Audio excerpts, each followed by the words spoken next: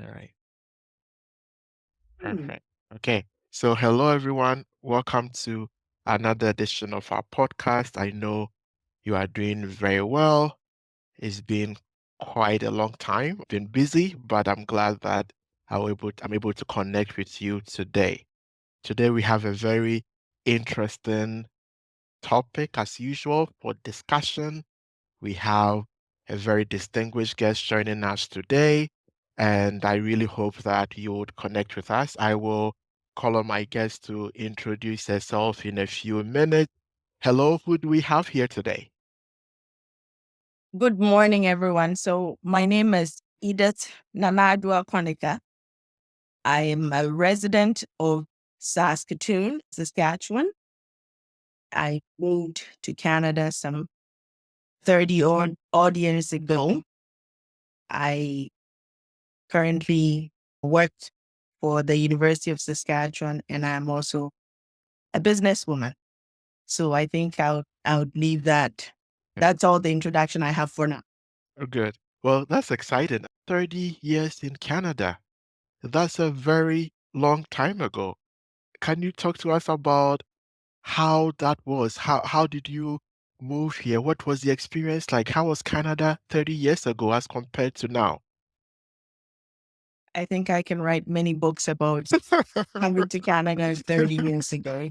But I ended up in Canada and specifically to Saskatchewan. I think as children growing up in Ghana, when you think of going to Canada, Saskatchewan was not one of the destinations or preferred destinations for many people. But this is where I ended up. I ended up here because I married a Saskatchewan man. So in our first year, I lived in Ghana because I originally trained as a teacher in Ghana. And so I was teaching back then. So it was in our second year that we had to move here because his family's from here. His businesses are here. So we packed up and came to Saskatchewan. It was interesting, to say the Okay. least. Moving here 30 years ago as a young bride. Of course, I didn't know much about this place, and I came here in the summer, in August. Mhm. Even back then, I thought when I landed here, I thought it was very cold, but everybody thought it was very warm on that day. But I was shivering. Proceeded to move to a farm because my husband is a farmer. Now, coming from Ghana, I grew up in Winneba and then lived in Accra. Your Accra is a very populated place.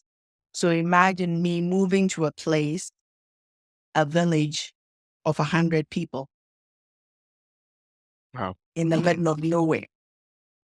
Interesting. That's interesting.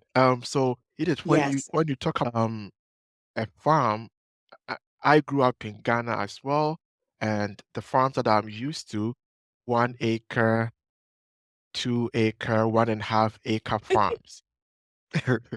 When you talk about a farm in Saskatchewan, can you conceptualize that a little for some of my audience who, like me, who used to 1 acre, 2 acre farms? How big are the farms in Saskatchewan? So my husband actually did a pretty good job of trying to explain to me when we were flying here. I think when we got into the airspace of Saskatchewan, I could see these squares. Mhm. It looked like everything was cut out in squares. And he said to me, that is the farmland. That's what farmland looked like. So in Saskatchewan, I guess when the settlers came here, the original surveyors of the land divided the land into what they call quarter sections. Each quarter section is made up of 160 acres. Mm. And the quarter sections are grouped in fours. And so for a farmer would say, well, I have 20 quarter sections, 30 quarter sections. So when I came here, my husband had about 20 quarter sections. So you do the math, 160 times 20. Right. So those are not small farms. Those are not your regular mom and pop farms that we have in Ghana. And so when you arrived, you lived in Winneba, you said you live in Accra. What surprised you? What for you, what was the shock about moving from Accra, moving from Ghana to live in small town Saskatchewan? I think my first shock was the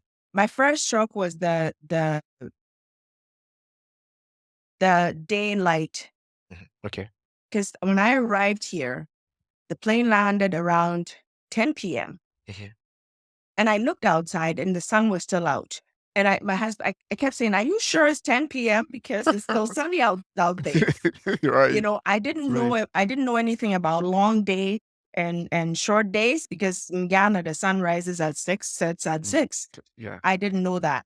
So my first few months I couldn't sleep at night, Mm. because where we're farther north enough that the sun sets almost around 11 p.m. So imagine you're trying to sleep Mm.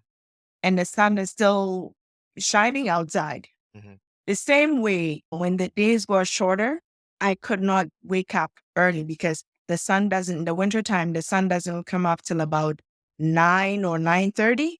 Mhm. So that was my first shock. I couldn't imagine. It took me a long time to actually understand this idea of long days and short Outside. days. Yeah. And then the idea of this place that is so big, yet so few people. Right. So on the farm, imagine every farmer has their own farmyard. So we had our own farmyard, our own house. My husband's parents lived about 15 miles away from my house. They also had their own farm. So imagine that you're on this big land, you are the only one. Mm. I couldn't sleep at night. Mm. It was so quiet. I was used to, back in Ghana, I was used to, hearing vehicles driving back and forth. And the idea that you're sitting on this huge chunk of land Mhm. and your closest neighbor is about 15 miles away from you. Right. In some places, it's even farther than that. Mhm.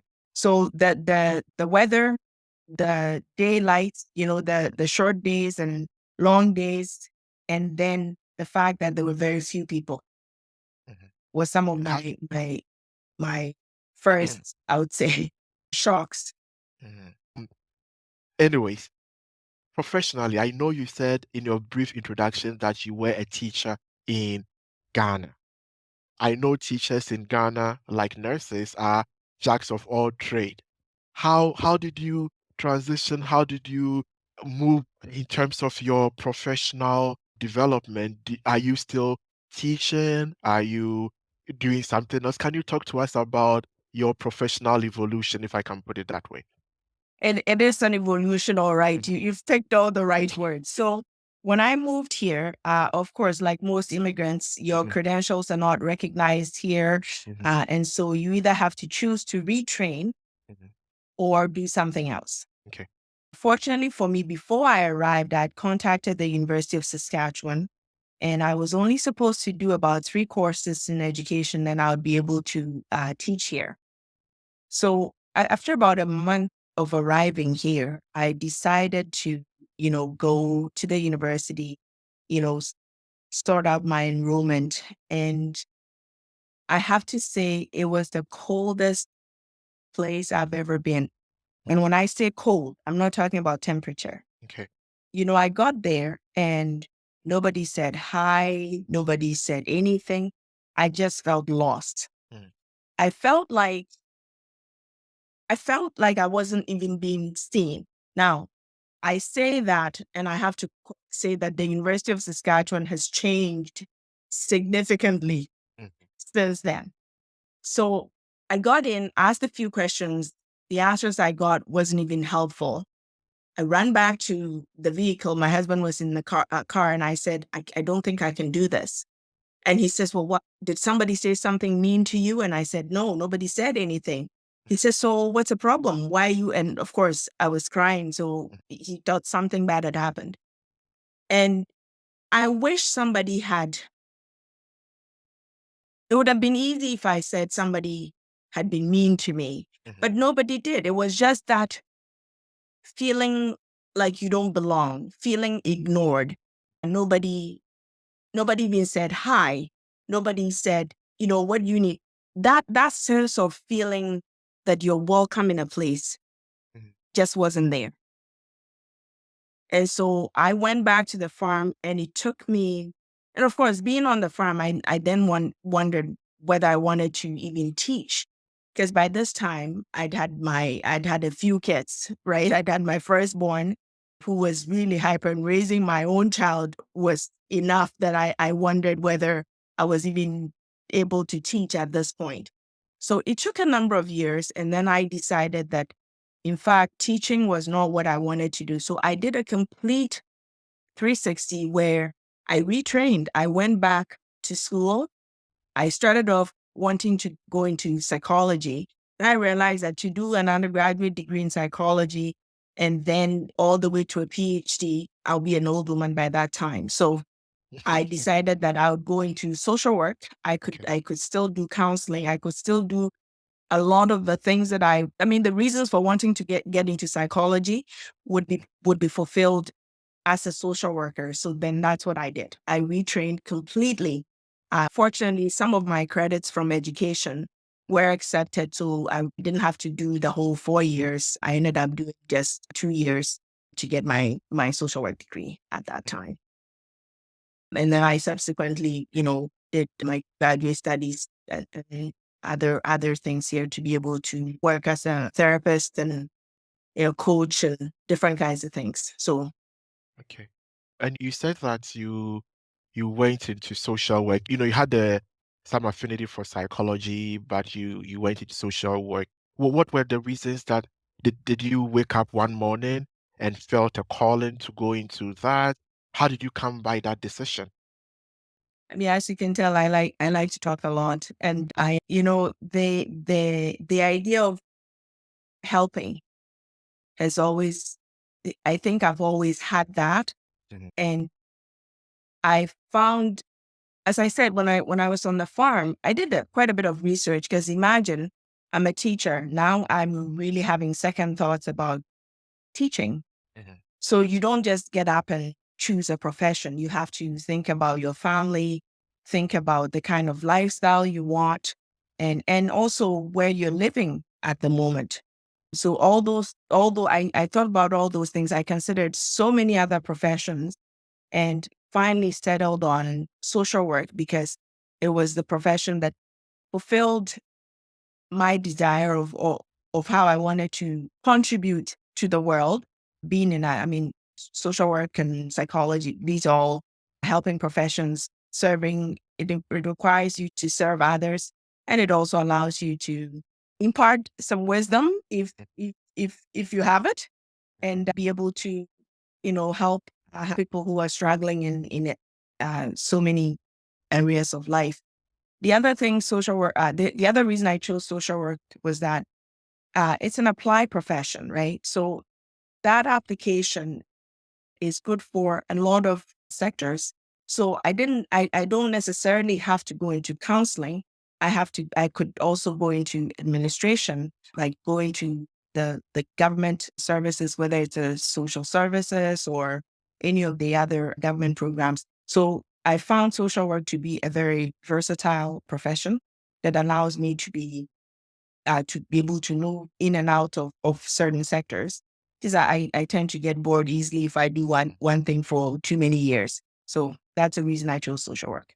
Okay. And you said something about im it's allowing you to impart wisdom if you have it. And I think that I think that's a very important point because as you know, there are lots of mid-career Africans or mid-career immigrants coming into Canada.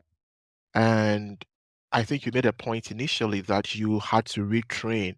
And for most people, it will feel like starting from scratch.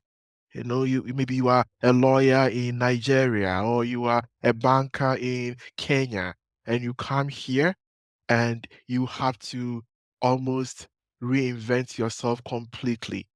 What would you say about that? Do you have any wisdom to share with somebody listening who is in that situation or thinking about how to settle here professionally? What advice would you have for such a person? So fortunately, among the many things I've done in this place, I also I worked for an immigrant settlement agency for a number of years. And what I tell people is that, before you come here, Mhm. you should actually do some groundwork. Now, this is in hindsight. Oh, like I felt that I was coming to school, after school, I would decide. If you're a professional coming here, you should really do some groundwork. Find out what is there a way to enter the workforce here? The people that are easily more or less incorporated into the system here are your professionals, your doctors, your engineers, and so on and so forth. But those people have to still write a qualifying exam. Mhm. For other professions, you should ask yourself, can you find an equivalent? Is there an equivalent profession here? Mhm. And if so, what would it take to enter that professional field? What are the requirements? Are there exams that you need to write? Can you prepare for those exams, whether whilst you're still in Ghana or Nigeria or wherever, Mhm. or can you do it when you get here? If there isn't, you have to ask yourself, are you willing Mhm. to enter a different profession? Now, that does not mean that the training that you had back home is wasted. Okay. I talk to people about transferable skills. Mhm. Your skills that you've acquired back home can transfer into something here. You have to figure out what that something is. In some cases, people come and then they start taking this course here, short courses, Mhm. this course there, short course here. Those short courses may not it may not allow you to enter the same profession you had back home. I've seen people waste a number of years because they thought that, if I did this course, then I can, be able to do the same work I did back home. Sometimes it doesn't happen. Mhm. So if you take the time to do the groundwork, where if they're qualifying exams, what are they? Can you write them? If they aren't, are my skills transferable into something else? Answer those questions for yourself. And if all of those things are not in place, you might decide that I need to retrain. And I can guarantee you, I have never regretted one day for retraining. In fact, there were many years that I never even applied for a job. I was always headhunted. I think my current job is the only job I've actually applied for. Other jobs, I was headhunted for them. Retraining is not a bad thing. It makes you competitive. As you know, the common story of immigrants is that you go to a place and people look at your qualifications. It's like, oh, you didn't train here. You don't have Canadian experience. Mhm. Now, what is Canadian experience? If the skills are there, the skills are there. But regardless, you have to make yourself marketable. So that means retraining, if that means making sure that you have all the qualifying exams done, if that means being clear about what your skills are. I've seen people write resumes and it's like, I work for the UN. What does that mean? Mhm. Working for the UN is not a skill. Right. Being a lawyer is not a skill, right? What did you do? What did you do when you worked for the UN? What were your achievements? Those are the things that you need to really make sure that it's it's clear on your resume.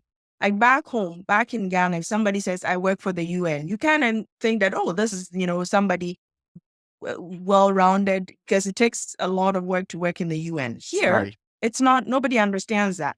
So it's up to you to make sure that you are clear about your skills and your achievement. Mhm. Interesting.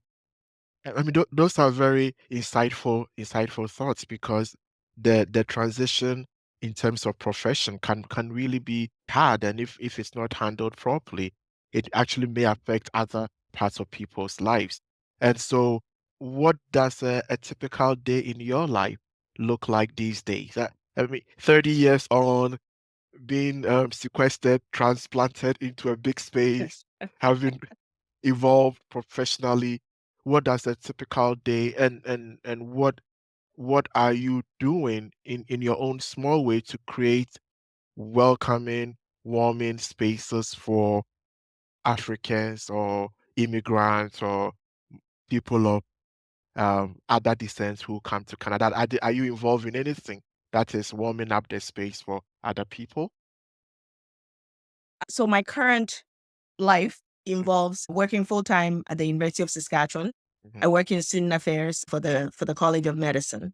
Now, student affairs is again one of those areas where you could be doing a number of things. I'm very fortunate to be able to do that because it allows me to use every skill I've ever acquired.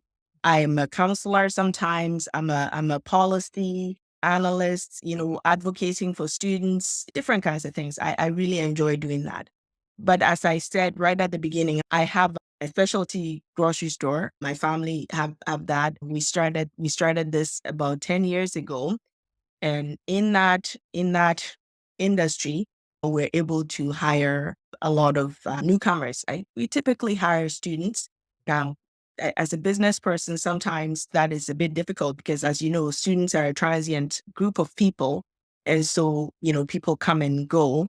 But at the same time, I think we're able to help, especially newcomers who have a hard time finding work here because of the same things we've talked about. People asking, you don't have Canadian work experience, you don't have, the credentials. So at least we're able to provide a way they can, earn a small amount of money for a period of time until they find their footing, whether it's, completing their education and moving on to bigger and better things, as I say, or gradually finding a job in their field of study for those that came here with a professional designation.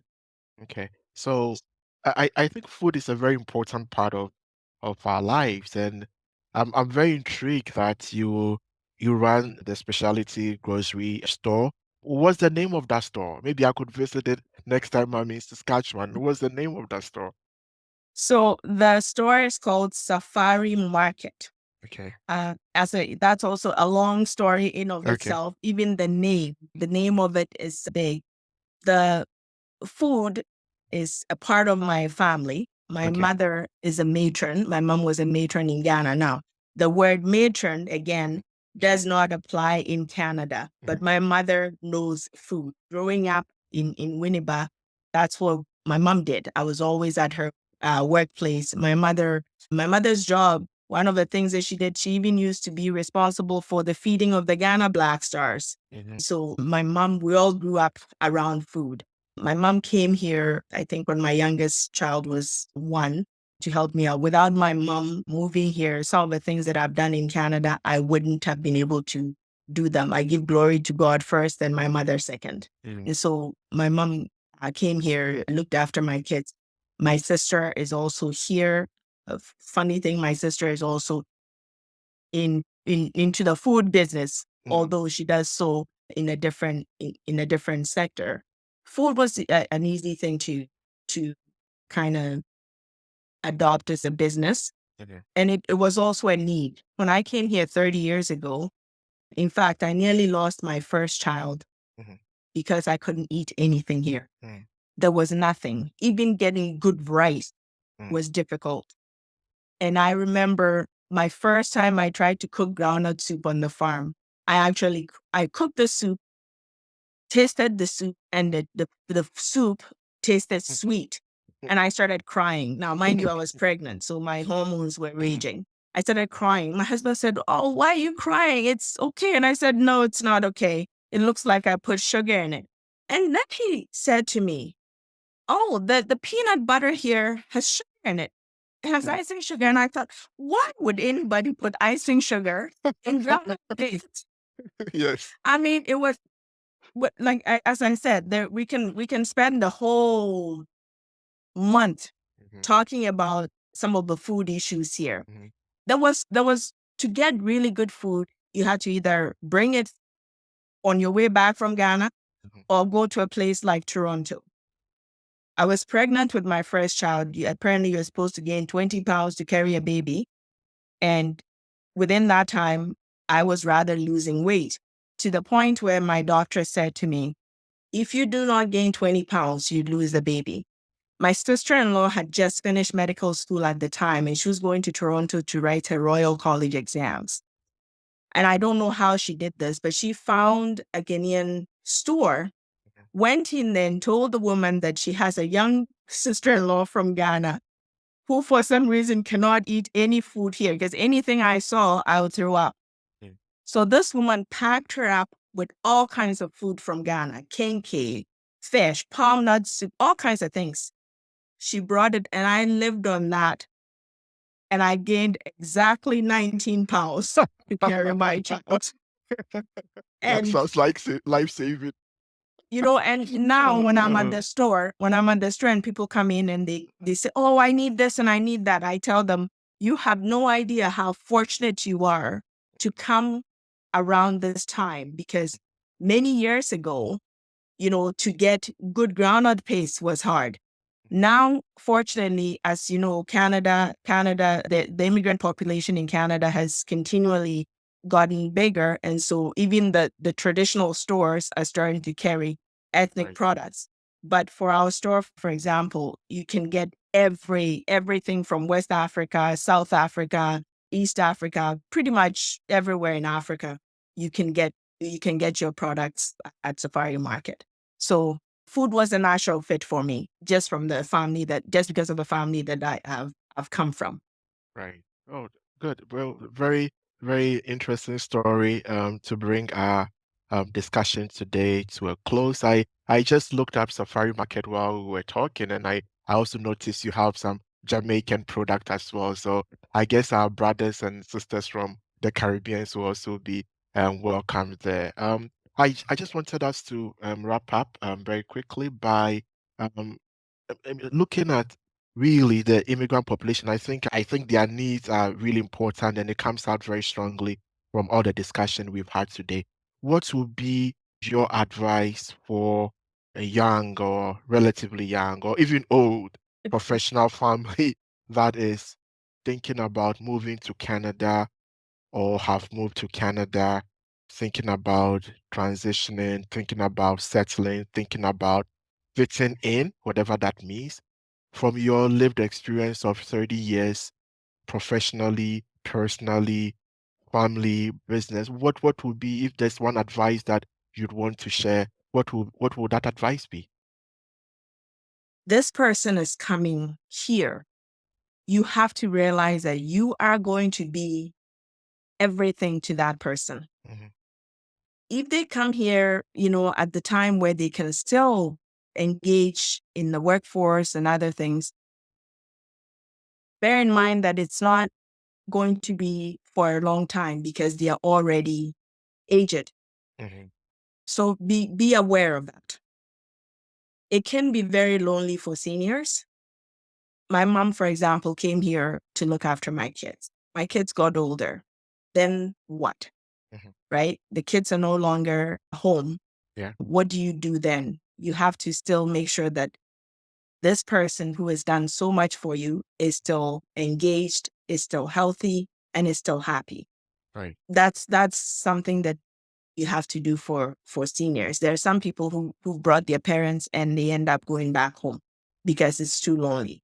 There Right. are some people, if you have a church community or any, like a community organization that you can get them involved in, do that. so that they continue to be engaged. There are also people like for Ghana, we're fortunate in that English is our national language. So they are easily able to engage with the broader society. For some people, their parents come here and they don't speak English. How does this person then engage with the society? So Right. that's for seniors. That for those of us who are younger and, wanting to get into the workforce, thinking about school for our children, I would say take the time to educate yourself. Take the time to get all the information you need before and plan. Don't come without educating yourself and planning.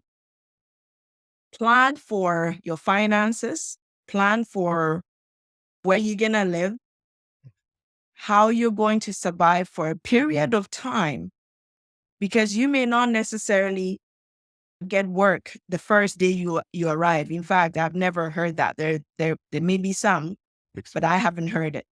So plan for at least 6 months.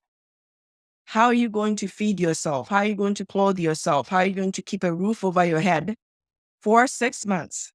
6 months to a year before you come. Then when you get here, make sure that you're getting the information from the right sources.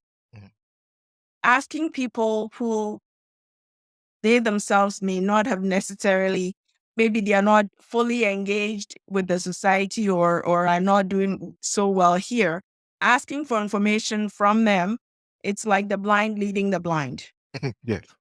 Make sure that you're going to the right sources. Most government agencies here are very good at providing information. I'm not saying that you only take their word for it.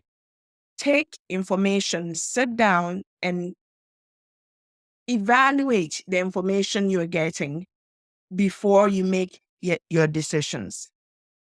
Those are the two big things I would say to anybody, because a false information can cost you dearly here. Not getting the right information, even when you're buying, if you want to buy a house or let's be something as simple as people getting credit cards. When you go to a store, you see somebody standing there say, oh, here, you can sign up for a credit card. There's this credit card for newcomers. And then they say something as foolish as, this is free money. Where in the world do you get free money? So people get these credit cards, start swiping back and forth, and before you know it, they have a debt of about $4,000 and they don't know how to pay for it. And they say, oh, but the guy told me this is free money. Like, how? Yeah. You know? Yeah. So and it sounds funny, but like I've seen it over the years. You hear it so many times. There are students who also fall into that trap because credit is, you can get credit here. They come easily. and they get these credit cards, and next thing they're in debt and they can't pay for it. Yeah. And you hear an interest free for the first 6 months, and you say, "Oh, well, it's free money." And then, like you saying, so that's very true. What does the future hold for you?